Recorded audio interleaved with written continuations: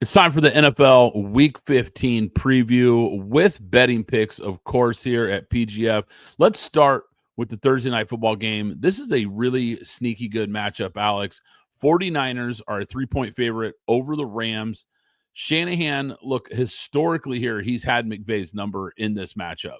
Niners are at home, coming off maybe their best performance of the year, but one team is really banged up. The other is getting healthy. Of course, that's LA. And they're coming off of a great offensive performance as well. Who do you like in this one? Well, I'm going to stick with what the resume has shown me. I'm going to stick with Sean McVay. Even though the 49ers came back hot, they're still trending down.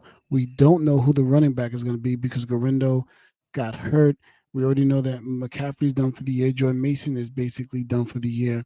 And I'm not even sure who's behind it. They may have had to go to the practice squad to even fill out their running back room for this week, which doesn't bode well for us fantasy owners who thought we picked up a gem, myself included, in Isaac Garendo as well.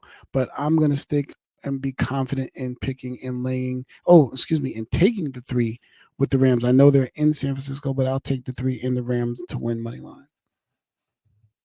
Yeah, the last couple years, this has been about as sure of a bet as you could ask for. The Niners have just absolutely dominated this matchup. But like you said, they're just trending in the wrong direction here, even though they played great last week. And I think LA is really starting to heat up and trying to make a playoff push here. So I'm going to take LA as well. And getting 3 points, I like the value there from a betting standpoint because this should be a close game. So give me the Rams plus 3. Now, how about a battle for Pennsylvania? We've got Pittsburgh, Philadelphia. Philly is a 5.5 point favorite in this one. George Pickens most likely going to be out for the Steelers. I think it really hurts the Steelers offense. I think that's a big time injury. He has been their go-to guy, their home run hitter, and really become a downfield weapon for Russell Wilson since he took over the starting spot. Now, both defenses we know are legit. I think the Eagles' front seven could really cause some problems for Pittsburgh's offensive line. That's a matchup that I'm watching in this one. I think the Steelers are going to come out. They're going to use a lot of 12 personnel, that big package for them. I like Fryermuth in this matchup. I think he's a guy to watch. He's really starting to come on, coming off of a really big game last week. Now, here's a stat that I love, though. Mike Tomlin, as a road dog, between 4 and 6 points, nearly 65% against the spread. You want to talk about an underdog that you can count on? It's Pittsburgh. Plus 5.5. Look, Philly might win this game. I think the Steelers find a way to keep this game close. I think the value is with Pittsburgh 5.5 here. Yeah, absolutely. I'm taking Pittsburgh to 5.5, and just as I said with the Rams, you can take them both ways, money line and the points. I'm confident in taking the Steelers both ways, money line and the points. There's something going on with with the Philadelphia Eagles and the 76ers, but we're a football podcast. But there's something going on in the whole state of Philly with their major teams in terms of football and basketball. But to focus more on football, we don't know what's going on in that locker room between AJ Brown, Nick Sirianni, Jalen Hurts. You heard me speak about it briefly on the previous podcast, but I'm gonna still stand on that. This has been a rough media week for this team. Brandon Graham has been backpedaling faster than Michael Jackson can moonwalk off of his statements. And here come the Steelers that seem like a team very well put together. A guy in TJ Watt that can end the game at any point in time with his type of play. I believe Alex Highsmith may be coming back as well. So the rotation, even with him and Nick Herberg, are doing some things there. And there's something that we like to talk about called a troll touchdown in terms of a prop bet. Don't with George Pickens out, don't be surprised if the troll touchdown goes to Donnell Washington. The second tight end, you talked about Fryermuth, then you talked about 12 personnel. I wouldn't be surprised a guy that's 6'7", 6'8", doesn't sneak in a troll touchdown on a prop bet, which should probably be very good odds at this point in time. But I'm taking the Steelers both ways. Go Steelers. Yeah, I like it. This is a good matchup, man. We've got some really good matchups in the NFL this week. Lots of really good teams pairing up in this one. And look, we've got an AFC NFC battle here in this next game that might be the game of the week here. We've got Bills, Lions. What a game this is. Lions are a 2.5-point favorite at home. Look, with Josh Allen, when you look at the trend historically for him, usually this is a really good spot to back Josh Allen after a loss. Usually they tend to bounce back. They usually tend to cover in those situations. This is a matchup that I'm looking at, Alex. This, quite frankly, could be a Super Bowl preview. That's how big this matchup really is right now. These two teams are so evenly matched. I looked at a ton of different matchups, a ton of different scenarios for this game. I'm looking at, can the Lions control the game on the ground, which we know is really their bread and butter? Can they keep Josh Allen off the field and control the clock? Can the Lions get stops against Josh Allen, especially when he goes off script? This is a tough game to pick, Alex. I really have gone back and forth on this one. Well, I'll tell you, it wasn't really hard for me to pick. Like I said before, I believe the Bills are a good team. They are a good team. I just believe that defense, just in a game like this, but in a game like this, I just think that defense is too soft, and they're going to be able to run all over them. I had earmarked this game for the Bills to win, but the few things that I saw, and I'm not sure what's going on with James Cook. I need to find out what's going on with James Cook for fantasy reasons and for reasons to actually on their run to maintain and maybe perhaps have a shot at perhaps getting the number one seed should Casey falter. That's a preview to what we're going to talk about later in this podcast, but I'm going to stick with the Lions here. I think that Bills defense still is too soft. I know they're going to be able to put up some points. Keon Coleman may be back, but he won't be at full, 100%. So even still within, this is a game that I think you need an Amari Cooper to show up if James Cook is injured, because I don't know what's going on there. And this is the reason I always shy away from any type of Amari Cooper play, betting, or anything, because in big games, he disappears. And this is a game I think you're going to need him, and he's not going to be there. But I will say, I wouldn't be surprised if Jameson Williams is the number one receiver in this game. And I think Sam Laporta will end up with 2 touchdowns. So I would take a 2-touchdown prop. I would take over 100 yards for Jameson Williams, because it's only going to be 3 to 4 passes, but they're going to go over 100 yards because he's just a deep threat. And sorry, Bills, you're just going to lose 2 in a row here. But that has no bearing on you moving forward into the playoffs. Yeah, this like I said, this is a really tough matchup for me to pick here. And I think for me, it comes down to I just kind of simplified this matchup. I think these are two really evenly matched teams. And anytime you've got a game like this where you've got teams that are really evenly matched, you've got to look at the number and you've got to look at who's at home. And for me, with Detroit being the home team and looking at this number under a field goal, that's the key here. 2.5-point favorite. So would it shock me if the Bills won this game? Absolutely not. But short home favorite, I'm going to take the Lions here to cover just because of that number. I think the value there under that field goal is key in this matchup. But I think we're in for a really, really fun game there. I'd be shocked if that thing wasn't close. How about another great NFC matchup? We got Packers, Seahawks. Packers are a 3-point favorite on the road up in Seattle. We know that's a tough environment to go on the road and get a win. So clearly Vegas is valuing the Packers quite a bit in this matchup. Packers, man, they have a ball hawk secondary. This is a team that can really take it away. And that's something that I'm looking at in this matchup because, look, Geno is turnover prone. He has the second most picks in the NFL. So when I'm looking at this game here, I'm actually a little surprised that the Packers aren't a bigger favorite. I know Seattle's been playing some good football.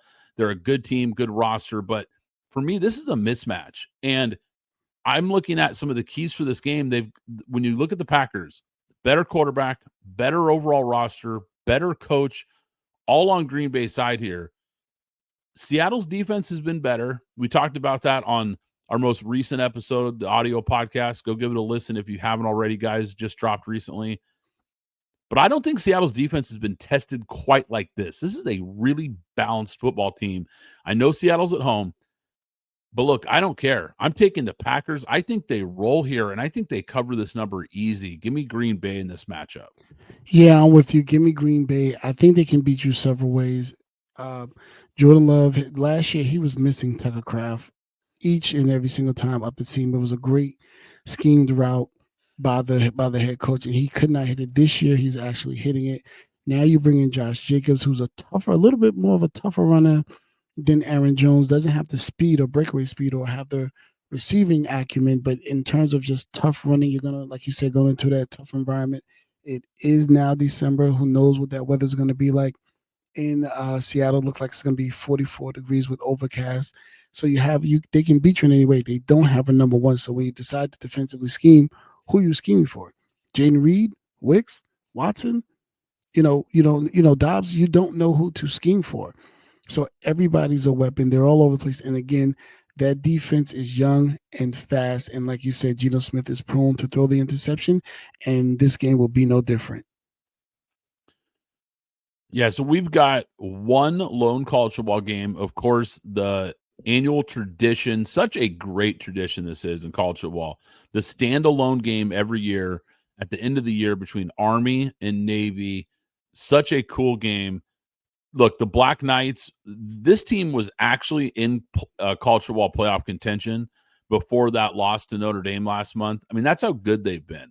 Army has been one of the best stories in college football this year, averaging a nation best 314 yards rushing per game.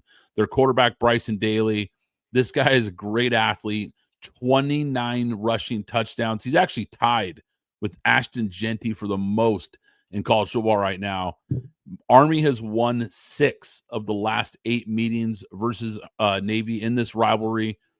Look, like I said, I think they've been one of the best stories of college football. Now, Navy has had a nice season too. Don't get me wrong. And I think these two service academies have had a really great year, and it's been a lot of fun to watch them have success on the football field. I don't think Navy can handle this AAC champ. I think Army covers the 6.5 points here and caps off a really nice season for them. Yeah, listen, I had taken Army the last 2 weeks in leading up to the final weeks and to set up a college football playoff positioning. They let me down both weeks, but I'm going to go with them again. And not only am I going to take them to cover, I'm also going to take the over on this as well.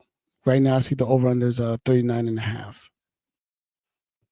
Yeah, 39 and a half. Yeah, I like that because I think we're going to see more touchdowns and field goals in this game.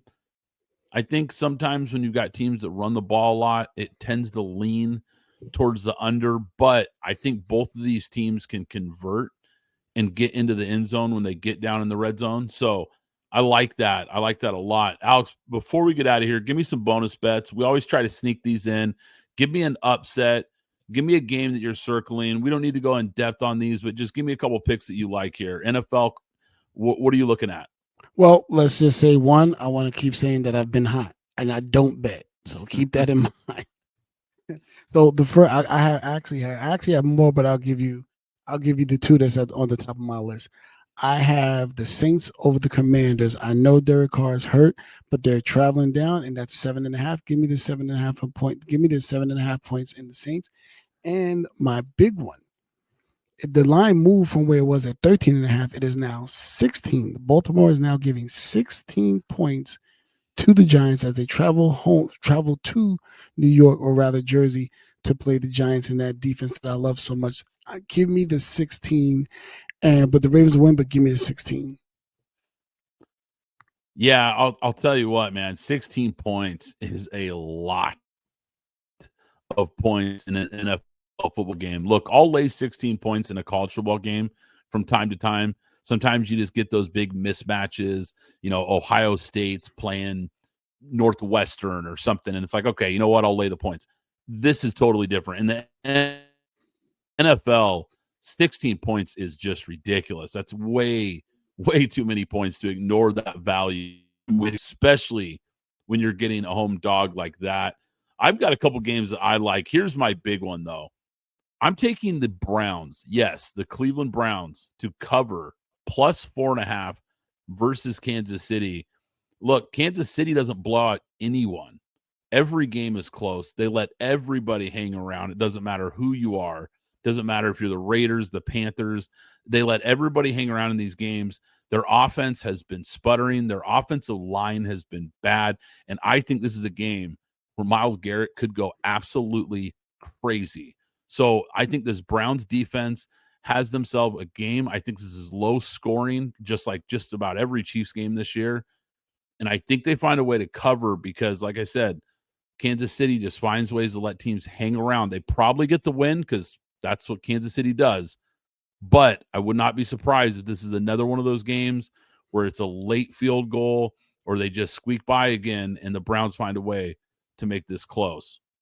Well, the Browns have been playing a few teams close over the past few weeks, but once again, on the other side of that, we've been getting the entire Jameis Winston experience, and even getting the experience on HBO Hard Knocks in season with him as well. God, I love Jameis Winston.